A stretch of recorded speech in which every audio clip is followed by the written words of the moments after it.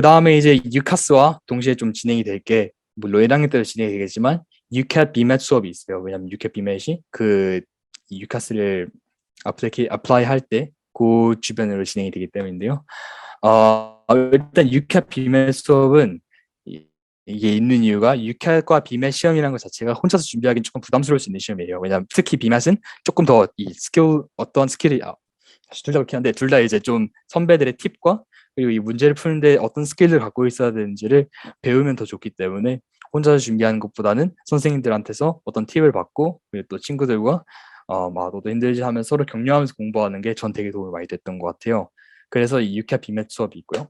그다음에 YC에서 또 진행하는 것 중 하나가 브리징 수업이라는 건데요. 브리징이라는 거는 이제 어딘가 다리를 놓다라는 말이죠. 비슷한 얘기를 이제 고등학교에서 대학교로 가는 다리를 놓는다고 생각하면 될 것 같아요. 그래서 의대 같은 경우에는 의사 선생님들이 오셔가지고요, 아니면은 이제 의대를 다니고 있는 선배들이 오셔가지고 최근에 뜨고 있는 이슈나 좀 알아주면 좋을 의학 상식 같은 걸 소개를 해요.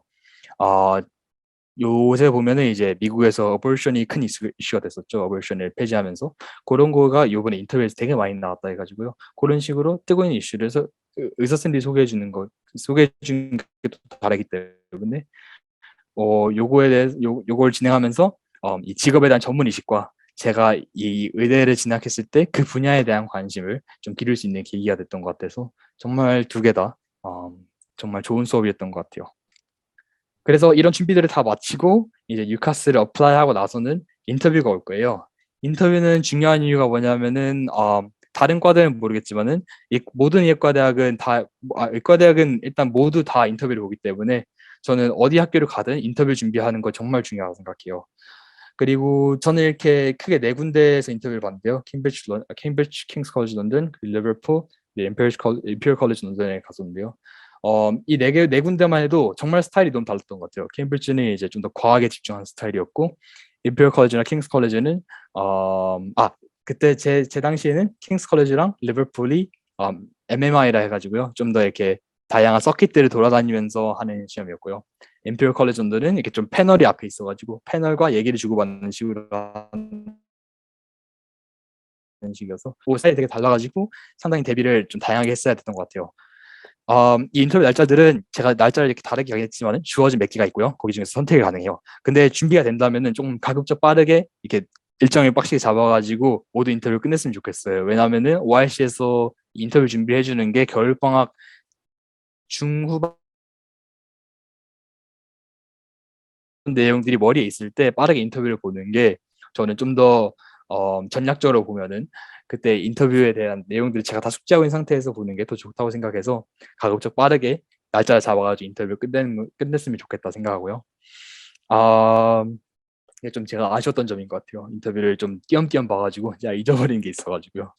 그 다음에 이제 인터뷰를 좀 준비하는데 팁들을 드리자면은 간단한 팁이지만은 준비할 때 일단은 학교마다 나오는 기출 문제들이 있어요.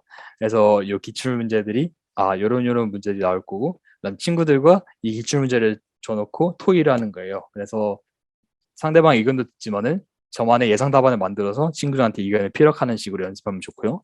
그 다음 역시 최근에 이슈가 된 주제가 자주 나오기 때문에 이런 거 하나씩 숙지해 두면은 나올 때 정말 도움이 많이 됩니다. 그리고 이슈가 된 주제가 또 요새 NHS면 주니어 닥터 페이라에서 요 의사 시급에 대한 문제가 많이 나오거든요. 그리고 NHS의 organization, 그러니까 NHS가 어떻게 이루어져 있는지에 대해서 사실 한국에 오래 살았으면 잘 모를 수도 있기 때문에 이런 거에 대해서는 좀 공부를 해주면 정말 좋을 것 같아요. 인터뷰도 인터뷰지만은 사실 어드미션 테스트가 정말 중요한 역할을 해요. 왜냐하면 이 점수에 따라서 학교에 들어갈 수 있냐 없냐가 갈릴 수 있기 때문에 여기 아까 말씀드렸다시피 여기 초록색 링크는 여기 초록색 링크는 이따 한번 찾아보시면 좋을 것 같은 링크고요. 유캐 시험에 대해서 먼저 말씀드리자면은 섹션이 4개에다가 3,600점 만점이고요. 각 섹션마다 그럼 900점 만점이라는 얘기겠죠. 그 다음에 요새 있는 SJT라고 좀 더 부각이 되기 시작하는 이 섹션이 있어요. 요건 5번째 섹션인데요. 요거는 밴드가 1에서 4 사이에서 나옵니다. 그래서 보통 시험은 2달 정도 준비하고요. 보통 8, 9월이니까 한 6월, 7월, 그러니까 여름방학이 시작할 때부터 준비를 하고요. 이 시험 날짜 자체는 본인이 결정하실 수 있어요. 그래서 마음의 준비됐을 때 본다 이런 식으로 생각하시면 될 것 같고요.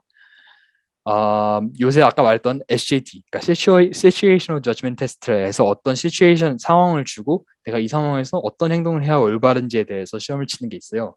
요거에 대한 지금 중요성이 계속 증가하고 있기 때문에 밴드 1에서 2를 받는 게 정말 중요해요. 이걸 잘 받기 위해서는 뭐가 중요하냐면 이 메디컬 스쿨 같은 거나 아니면 영국에 메디컬 카운셀이 있거든요. 여기 이제 약간 의사들이 주관하는 의회라고 보면 될 것 같아요. 여기서 정해진 가이드라인들이 있어요. 어떻게 활동을 하면 좋고 어떤 행동들은 하면 안 된다.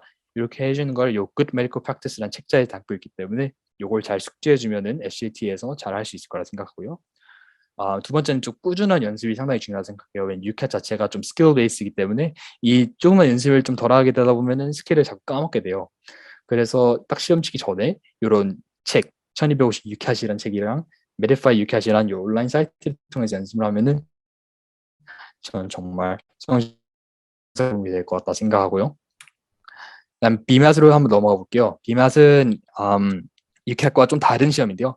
일단 점수 배점부터 좀 달라요. 섹션 1, 2에서는 9점 만점이고요. 섹션 3는 5점 만점에다가 Quality of English를 봐요. 그래서 이게 A에서 E로 점수가 매겨지고요.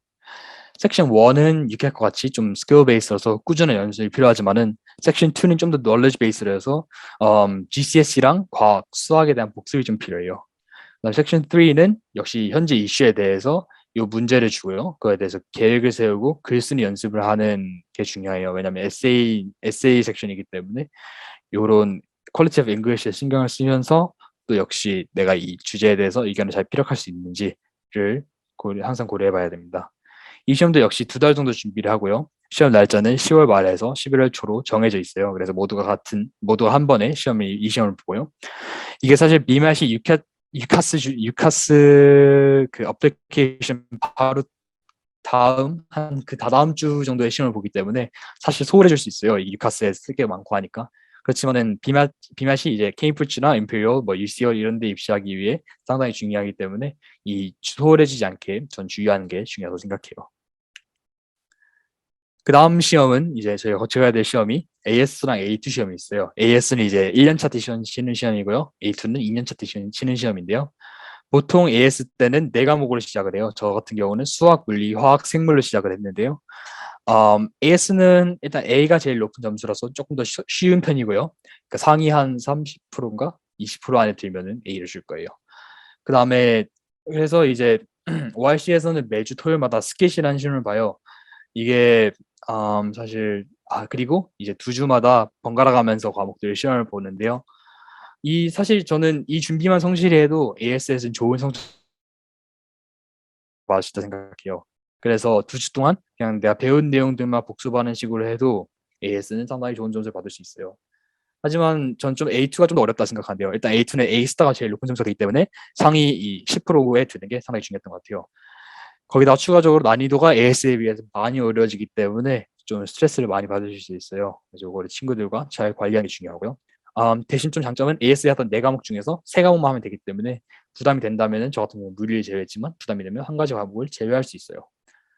그리고 좀 다른 이 고등교육 과정이죠. IB와 좀 비교를 해보자면은 IB는 일단 과목이 6개고요. 거기다 에세이를 3개 써야 되고 교과 과목이 훨씬 더 많은 시간을 할애해야 돼요. 그래서 나머지 유캣이나 비맷 준비 또는 유카스 준비를 할 때 조금 더 소홀해질 수 있어서 저는 AS8가 교과 과목이 시간을 덜 할애돼서 이 YC에서 사용하는 A 레벨이 참 좋다고 생각했던 것 같아요.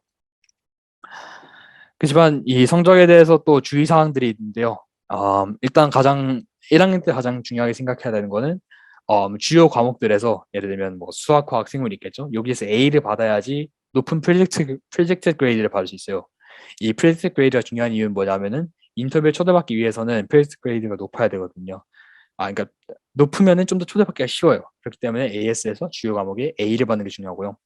두 번째 넘어가면 A2가 있는데요. A2에서는 중요 과목들인 화학 생물이 있어요. 이 화학 생물이 왜 중요하냐면은 보통 대학교에서 어퍼를 줄 때, 의대에서 어퍼를 줄 때 두 과목 중에서 A 스타를 요구하기 때문에 이 두 과목이 사실 학생들이 힘드는 경우가 많은데 놓지 않고 열심히 준비해야 될 필요가 있습니다. 그래서 이 두 개만 좀 유의해서 공부하면 좋을 것 같고요. 그 다음에 좀 비슷한 교과 과목인데 조금 다른 EPQ에 대해서 얘기를 하고 싶어요. 그래서 Extended Project Qualification이라는 건데요. 좀 다르게 말하자면 이제 제가 관심 있어 하는 주제를 바탕으로 해서 프로젝트를 진행하는 거예요. 이 프로젝트가 뭐냐면은 5,000자 이상의 논문과 그리고 중간에 그 논문에 대한 발표를 하는 것까지 과정에 포함하는데요. 이 자체가 좀 선택 과목이기 때문에 모두가 하는 건 아니고요. 그때 한 10명 정도 했던 것 같은데요. 남는 시간에 좀 꾸준히 하는 게 중요해요. 그리고 5,000자짜리 때문에 좀 전날에 쓰기는 조금 무리가 있는 프로젝트였던 것 같아서요. 차근차근 해나가면 좋을 것 같고요. 이게 좋은 이유는 물론 A레벨 한 과목처럼 풀 포인트를 주진 않지만은 아마 제가 반점을 주던 걸로 기억해요. 그래서 A레벨 과목 성적이 조금 미달했을 때 EPQ를 보험을 쓸 수 있기 때문에 저는 그러한 보험으로서의 장점이 있었다 생각해요.